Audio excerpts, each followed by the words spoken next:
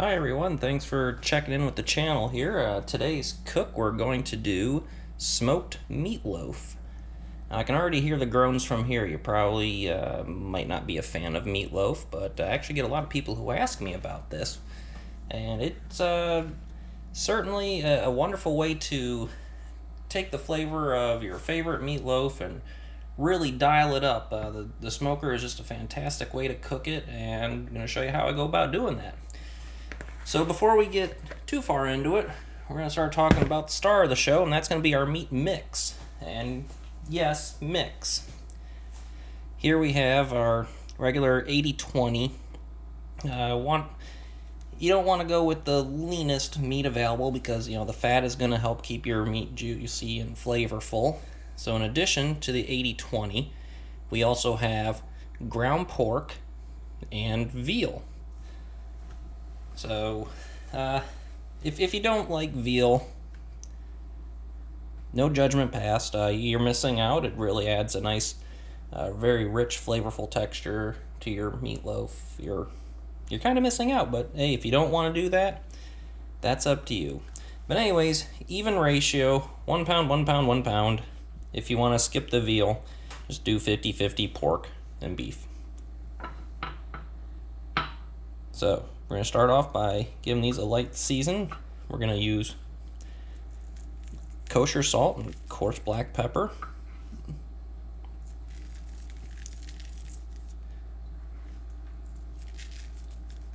Yeah, 3 pinches should do. Now we're going to set these aside, let those flavors get to know each other. Now we're going to start working on our vegetables that we're going to add to it. So, meatloaf was originally used as a way to take a smaller amount of meat and fluff it up, make it bigger than it was. So to that you can add all sorts of stuff. We'll be using breadcrumb and vegetables today. I've seen rice, also all kinds of vegetables, even macaroni and cheese. But really anything you can add to it to make the dish bigger. So we're going to start by dicing up our onions and peppers. So here's a trick for when you're slicing, when you're trying to finely dice an onion. Take your onion, peel the skin off, then where the root end is, slice through that. Set 1/2 aside.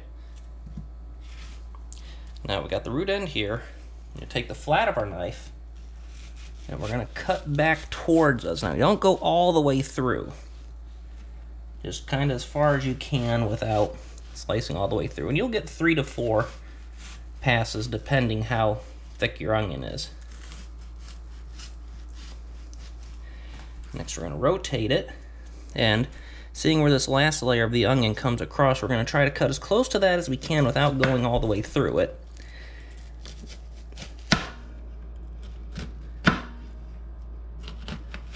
Pay no attention to the little guys that are falling out.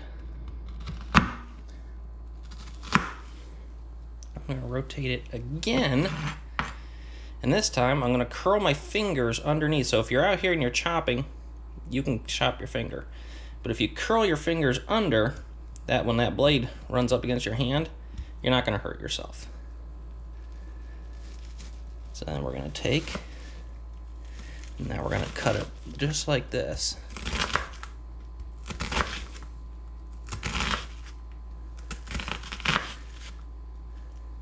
And that's probably all we're going to get out of that onion, or that quarter. But look how nice and fine that chopped up. So a lot of people don't like to chop onions, but this is a great way to get it done quickly. Let's set our peppers aside. Should have used a bigger cutting board. Anyways, we got 3 pounds of meat. We're making a pretty big loaf. We're going to use the full onion. If you're just using a pound of meat or 1.5 pounds, yeah, even up to 2 pounds, maybe only use 1/2 of an onion. But you do want to add an onion to your meatloaf at an absolute minimum. Onions are quite juicy, and if you use a sweet onion, you're not going to have a whole lot of onion taste left behind. If you prefer that extra sharpness, maybe use a yellow onion. In this case, I'm using a Vidalia.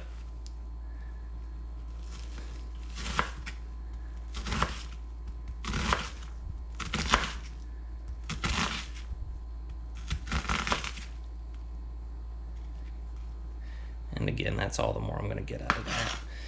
Now I'll save this top of the onion. I'll cut the rest of the root off and I'll chop it up coarsely. I'll make something with that. I'll probably use it when I'm having breakfast sometime this week, but I'm going to throw that away. Now we have our green pepper. And these, much less exciting, we're just going to cut them down into strips. So I've already took the top off, de-seeded and deveined it. And one of our observers will be sure to point out that, hey, you're not doing that thing with your fingers like I told you earlier.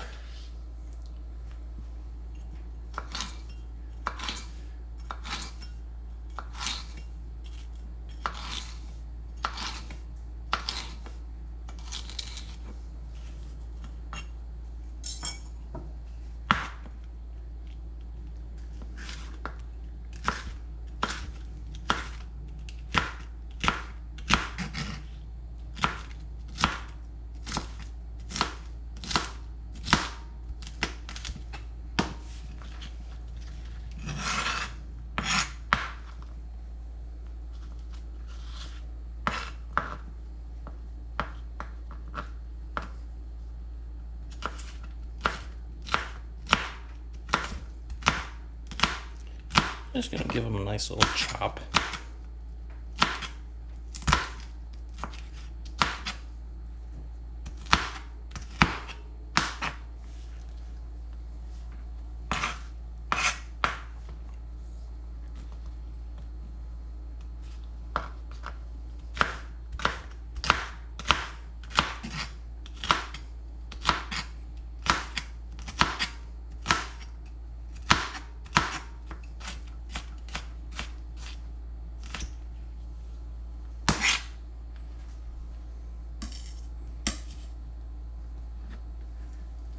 And yes, my counter's clean. I cleaned it before we started.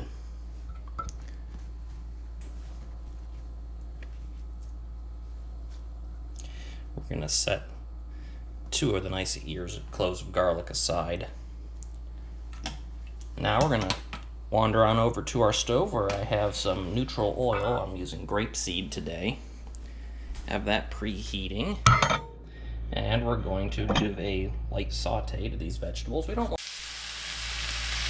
Alright, so we're going to give these a light saute, and basically we're not trying to cook them all the way, just enough to soften them up.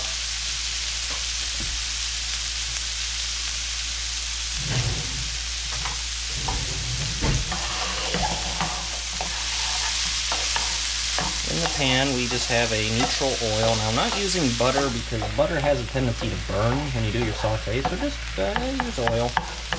Well, that piece there did not get chopped, so we're going to fish him out.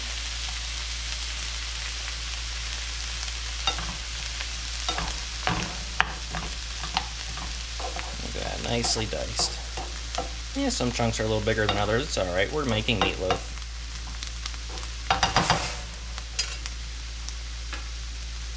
And we're going to season our veggies a little bit here with a tiny bit of salt and pepper.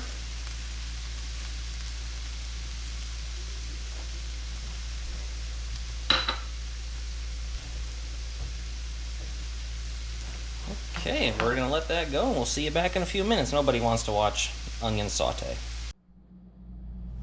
Okay, so we're all done sauteing, and now it's time to get back to the star of the show, our meat.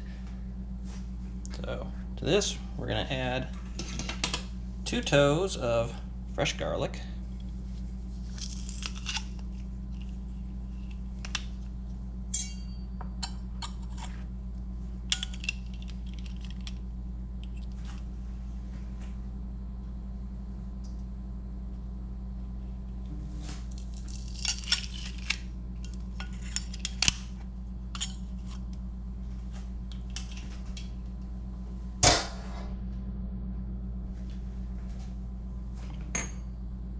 Then we're going to add 3 eggs.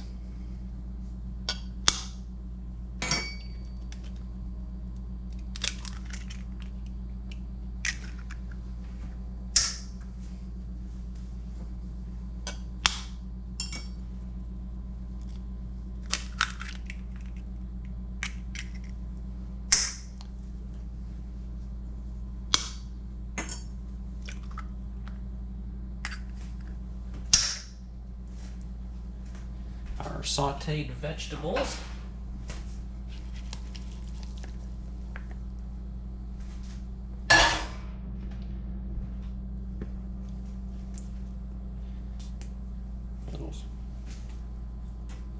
A little squirt of sriracha.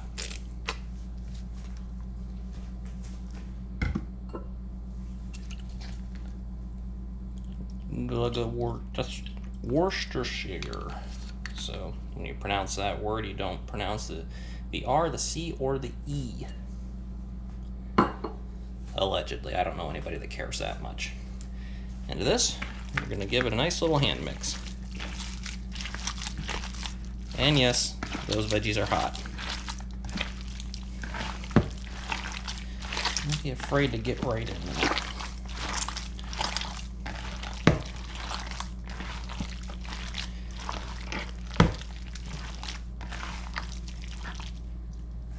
So, oh dear, look at that soupy mess. That we're going to add about a cup of seasoned breadcrumbs. And that's probably not going to be nearly enough, but it's a start.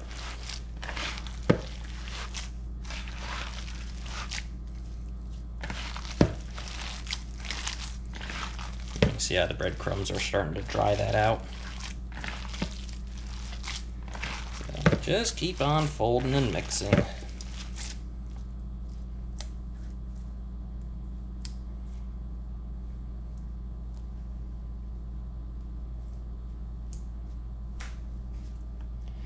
Need to get a few more.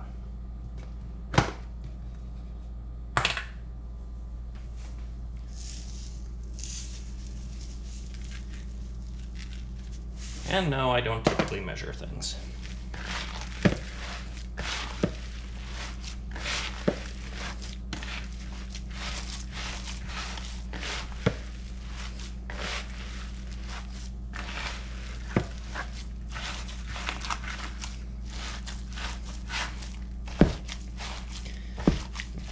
That's drying right up.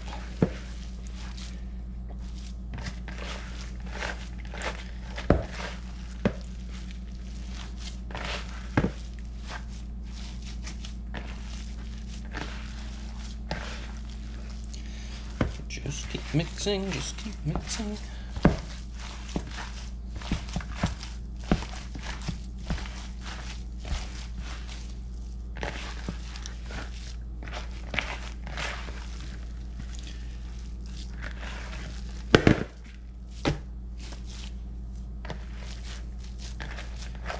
Now we've gone from that soup to a workable loaf.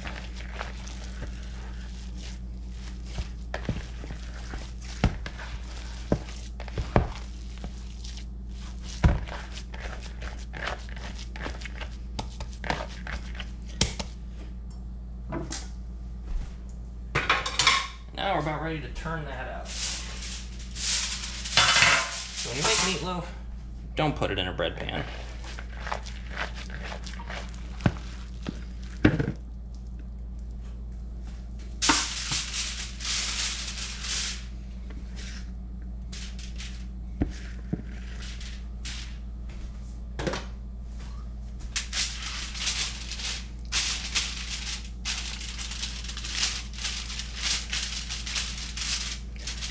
Just kind of flatten it out and occasionally tuck the sides back underneath it.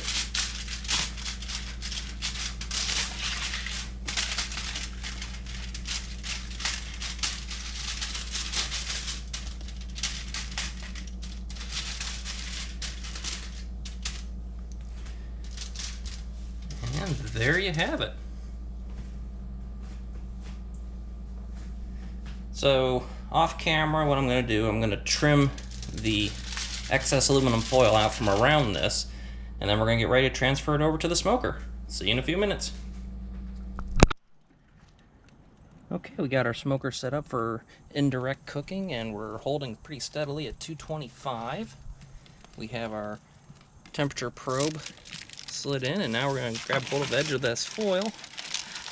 Let's stick that guy right there in the middle. Close our lid.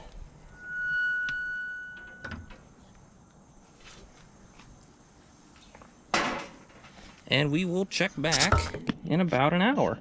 And if you're curious, on the Vision Classic C, to hold about 250 to 225 degrees, you're going to be a little slightly less than 1 on this dial, and it's kind of hard to see, but that's about maybe an 1/8 of an inch gap in the top vent.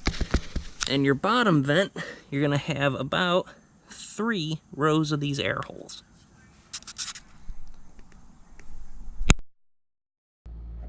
Okay, now let's make a little glaze. So into the ramekin goes a squirt of your favorite ketchup, not barbecue sauce. And barbecue sauce is actually pretty easy to make, and maybe one of these days I'll show you how to do that, but today, whatever you have in the fridge is fine. You're going to do your squirt of your barbecue, squirt of ketchup,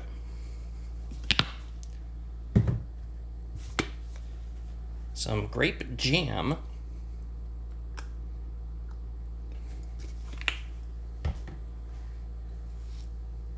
salt and pepper,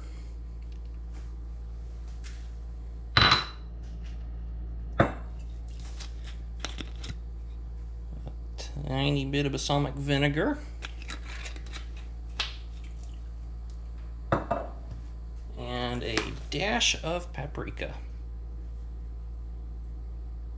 Yeah, maybe an extra dash. I've always had the thought that paprika doesn't really taste like much of anything, but it will help leave a very nice color. Add a little stir.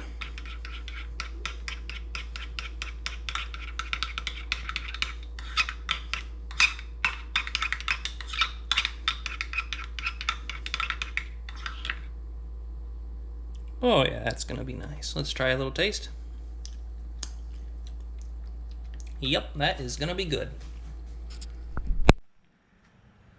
Okay, so it's been a little over an hour. We're still holding pretty steady, about 235 degrees in the Kamado, and it's time to take a look.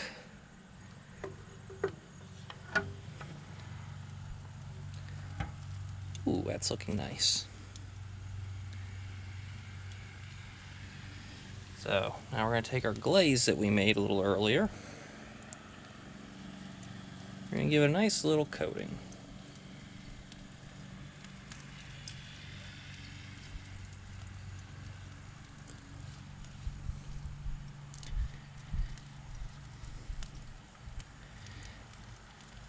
Now the USDA claims that ground pork has a safe internal minimum temperature. It has to be USDA. Got a little tongue-tied there. USDA says that the ground pork has to be cooked to a minimum of 160 degrees, and I think I'm going to run it up just a little higher than that. Typically when I do beef, I like to shoot for 165 when we're doing ground beef.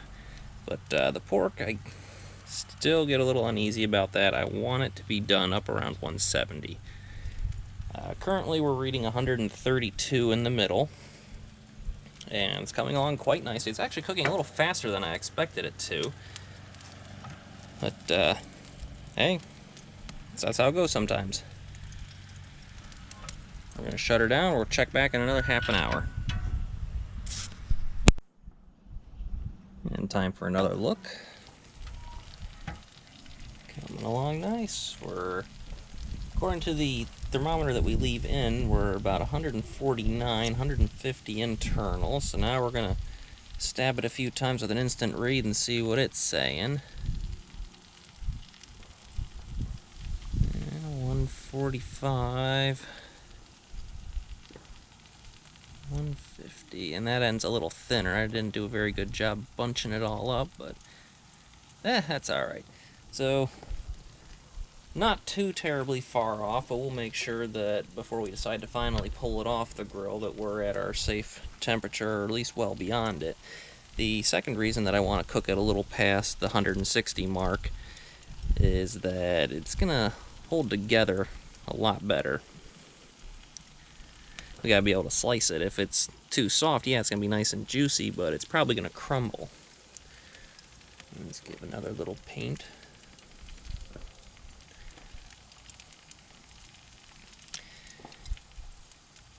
But yeah, the overall trick when making meatloaf is just don't overcook it.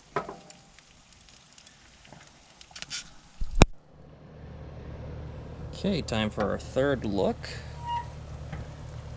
According to the leave-in thermometer, we're at 167 degrees. Let's have another look with the Insta-Read.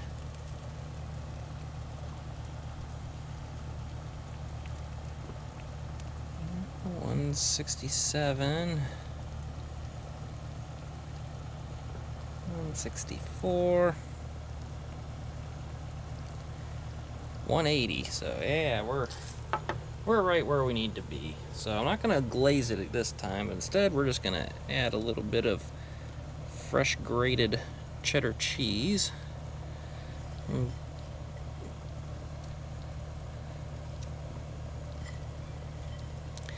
Now, if you ever have the opportunity to grate the cheese yourself versus buying the pre-bagged shredded cheese, take the time and grate it yourself. Then I think it tastes better, it melts better, and most importantly, it doesn't have that potato starch on it, which they use for anti-caking to keep the shredded cheese from sticking together. So, yeah, it's necessary to have it, but I don't like the taste if I don't have to have it. You know, again, your mileage may vary. This is just my suggestion. Alright, we're going to come back in about 10 minutes, and we're going to pull this loaf. And here it is, time for the big reveal. Ta-da! Cheesy smoked meatloaf. Doesn't get much easier than that. I hope you have a chance to make it sometime.